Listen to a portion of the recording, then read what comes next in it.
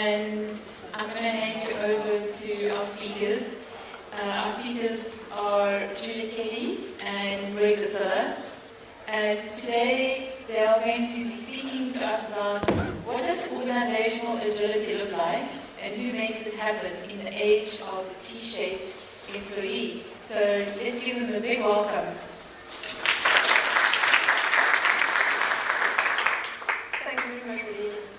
So today we're going to give you a bit of an idea around how the people and the skills relate to running an Agile project on a non-IT related environment. So it's quite interesting in the talk we've just been to where we talk about what a certain person's role is.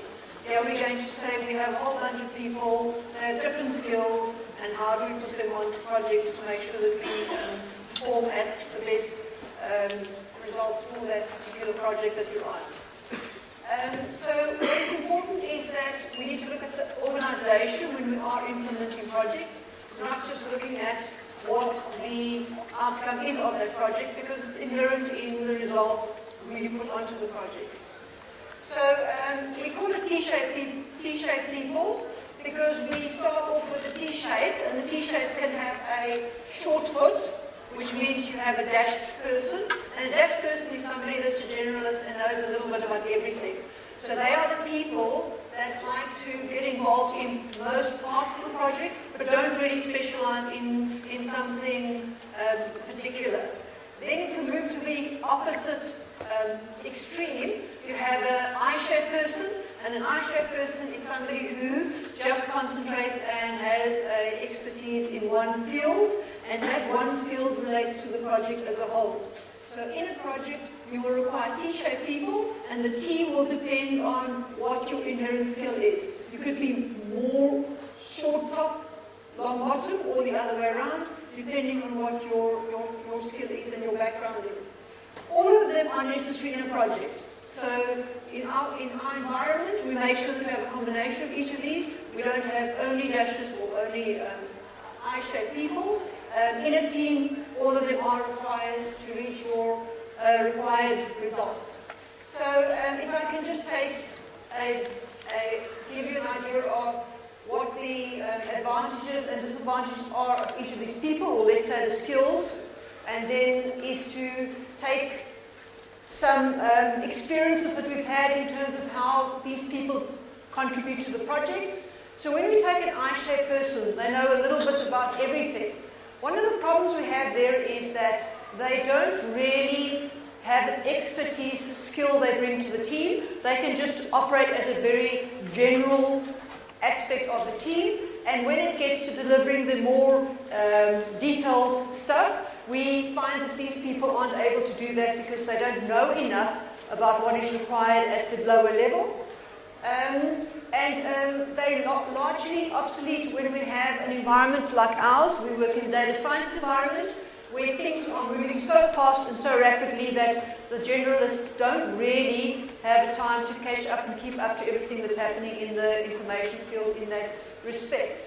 The I-shape, so the I-shape people are the expertise in our environment, the data scientists, and what we do here is we mostly use them as SMEs because they are experts. They don't necessarily remain involved across the whole project. They come in when they are required and when we need the deep dive of their skills. So that is where the I-shaped people generally come in for us. So in a team, what is the most successful for us is to have a whole bunch of multi-skilled team. So we have a lot of T-shaped people. As I've said previously, the T just changing. It means that we have strong collaborators.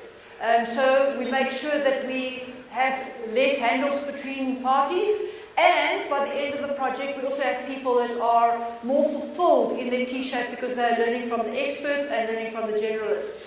And it's important to say it's even people like domain experts, they're also a T-shaped person because in the domain they're running vertically quite strong, but do know something about everything across the general skills. Important here is that they are very passionate within the project because they're involved. Every single person is being used to the best of what they are able to bring to the party. And that's very, very important. So we combine T-shaped people to give us the best results. So what I'm going to do now is I'm going to hand over to Greg, because he's going to take an example where we executed Agile principles, because remember we're still doing it in an Agile fashion, using multi-skilled teams and multi-skilled T-shaped people. So over to Greg. Thanks, Julia. So the problem that we were given by a client was, tell us how we can better understand our customers and the processes that we use to fulfill or meet their expectations along their switching journey that they would go through and their general experience that they would have. This was a financial services company, and that was more or less the brief that we had. So really, how do we understand our customers? And I think that's an age-old problem that we're all dealing with. So what we did was we translated that into our business problem, our problem statement, which was, okay, so what makes customers switch banks, and what is the solution we need to put in place to help them go through that process? So we knew we would need to take a multi-focused approach to get to the answers and recommendations that we needed to provide our business stakeholders with. This meant we needed to have a strong customer research focus to understand our customers' drivers and blockers and what really is underlying their decisions to switch banks.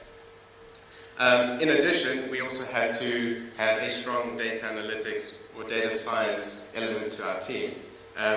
The two would need to work together. The customer research insights would feed into what kind of data analysis you would need to do, and the data analysis insights would feed back into the customer research and what kinds of questions and underlying behaviors and insights you'd want to get out of your customers by talking to them face to face. So we made use of a multi-skilled team of consultants, which is something that BSG firmly believe in. And when we refer to the T-shaped person, we're talking about this multi-skilled consultant. Am I breaking up a little bit? Okay. So in order to solve our problem, we took an iterative approach. We had 5 3-week iterations with regular show and tell sessions with our client. Our core team was made up of 5 T-shaped consultants with deep expertise in data science, customer research, and of course retail banking, which was the area we were busy working in. Our product owner, I think we were fortunate in this case, he was the executive sponsor of the area that we were working in, and his area of specialty was the sales and service effectiveness of his team. And that meant, how do we sell correctly to our customers to make sure they have the right products? And in that way, how do we then bring new customers to the bank from their previous banking provider? What was important for our team was to have an agile coach and ensure that the way that we executed the project was in an agile manner, and we made sure that the lessons that we learned throughout each iteration were carried throughout the duration of the project. The overall project was a challenge. Retail banking is quite a complex environment with many different stakeholders to engage with. We also had an issue with how we accessed information and data, and often this impacted the timelines that we had set forth in our iterative approach. So we planned up front for the first couple of iterations, and we knew that the others needed to be done, but as we went through the process, the planning became more and more detailed, similar to how you would follow in a Scrum type of process. So in the end, what helped us was the different changes to our project helped us switch the different scope of each of our iterations, which was really great because we could then manage our risks and deliver on what was required without impacting the project or the deadlines. So we started with the base set of expertise and general skills in our team. The manner in which we delivered our project collaboratively with the client allowed our team to grow exponentially. So we built stronger data science skills within our team, and we created some new T-shaped people. Our customer research knowledge was enhanced because our team spent collaboratively together across the team of 5 over 130 hours talking to customers. And that's something that you can't learn that in a book. You have to go and get that practical experience. And most importantly, having an Agile coach on our team helped instill these disciplines across the team and allowed us to be able to execute in a non-software environment. What was important is the mentoring. So our team mentored and coached each other, and we shared knowledge throughout the co-delivery of the project. Our client was really closely involved throughout, and in the end, I think one of our overriding principles was that the team was accountable for the delivery. So we didn't have bureaucracy or hierarchies governing how we executed the project. It was more about collaborating together with our client, no matter what level that they represented in the organization. So from junior to senior positions, we were all held accountable for the success of the project.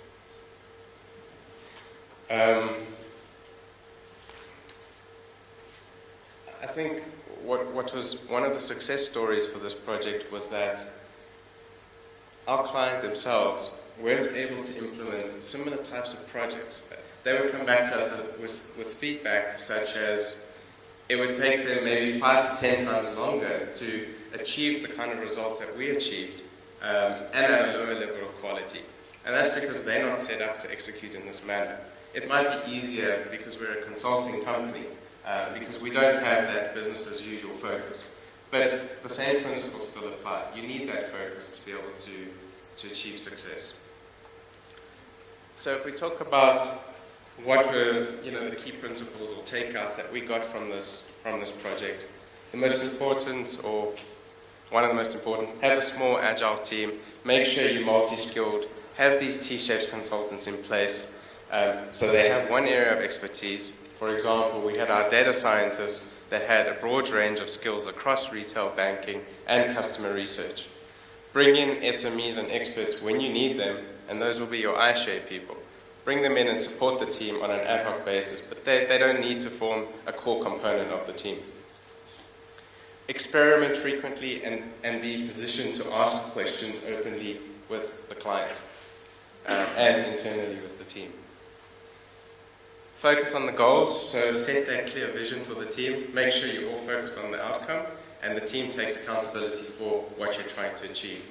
And that will help remove any artificial barriers or hierarchies within your team, and at the same time, you'd want to do the same with the client. Understand the big picture, so again, if you can focus on the common goal, then you can understand what the purpose is as a result of the project. The team needs to commit to value and meet those deadlines. So we had 3-week iterations. That was a lesson learned from a previous project. 2-week iterations were a little bit too short, and most of the bottlenecks there were around managing the client expectations in what is a complex environment. I think we had about 10 to 15 executives that had some form of influence over the project that we were doing. So we extended the 2-week iterations to 3-week iterations. That gave us some time to manage those client relationships, and we found that helped quite a bit. Continuous feedback, a key principle in any agile methodology. We had regular show and tells with our client. All the stakeholders attended those sessions where we presented back what we had done, but at the same time we were able to mobilize what actions needed to take place immediately. So you talk about an MVP, we kind of had an MVP as an initiative that needed to take place as soon as possible, because business in the banking world, they need to move quickly, and we can't, and I think this talks to consulting in general, you can't go and deliver a 20 or 30-page document with a bunch of recommendations to the client that they then need to go and act on. So what we did was we took that, we mobilized the teams in an agile manner. We used our agile coach to coach our clients' teams and how they need to structure themselves to be able to then execute on these initiatives. And we then helped them on that journey. And then as part of that, there was a significant amount of on-the-job training with our client. And we can then as consultants, we always want to come back and do more with our client, but really at BSG what we're trying to do is empower our client to have the right team and processes in place so that they can then go and execute on their initiatives without having any dependence on a consulting firm. So it is a lightning talk. We got through it quite quickly, but just to leave you with the quote.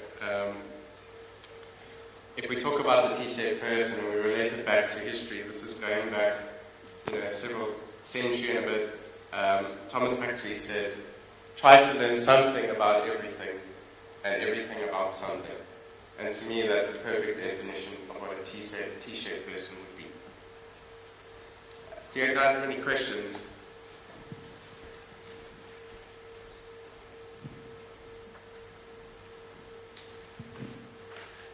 So this is possibly not directly related to the sort of T-shaped employee, but just with regards to your iteration. So you said you were on a 2-week iteration and then decided to extend it. And I mean, we've just heard Kent Beck talking about sort of make those as short as possible. So you identified a roadblock and you rather just worked around the roadblock rather than trying to remove the roadblock, who you said was multiple executive stakeholders. I just want to know, what was the decision process around that? Why did you choose that way around, essentially? So I think from an engaged employee perspective, it put a lot of pressure on the team, and the way that we operate, we want to enjoy what we're doing, and a lot of the pressure that the 2-week iterations placed on the team put them in a position that didn't create the environment that we wanted them to work within. So part of it was to produce some kind of, I suppose the word slack, mostly from a people perspective.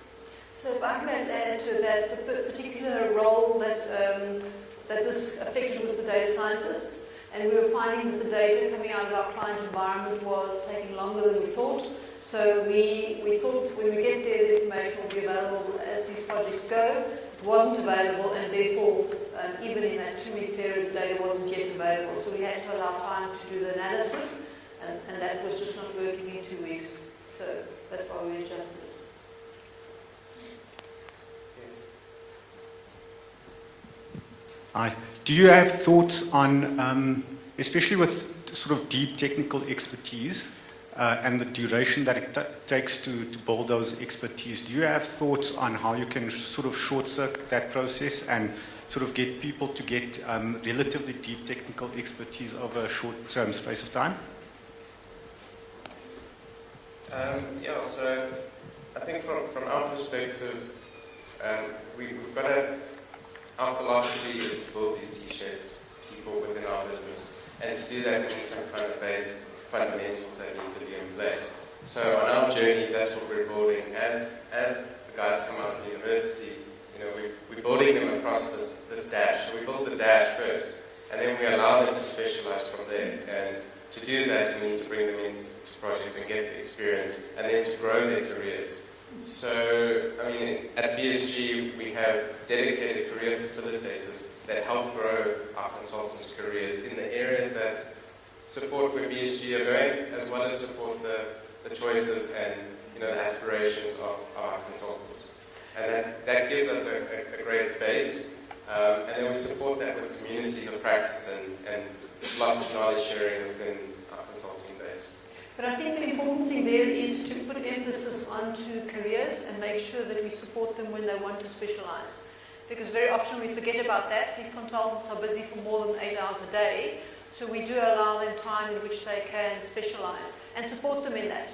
We use a lot of online training because that enables them to do the training in a shorter period of time and to do it in their own time.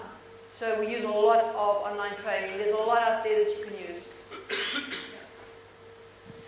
We need to end it off here. We have reached the end of the slot.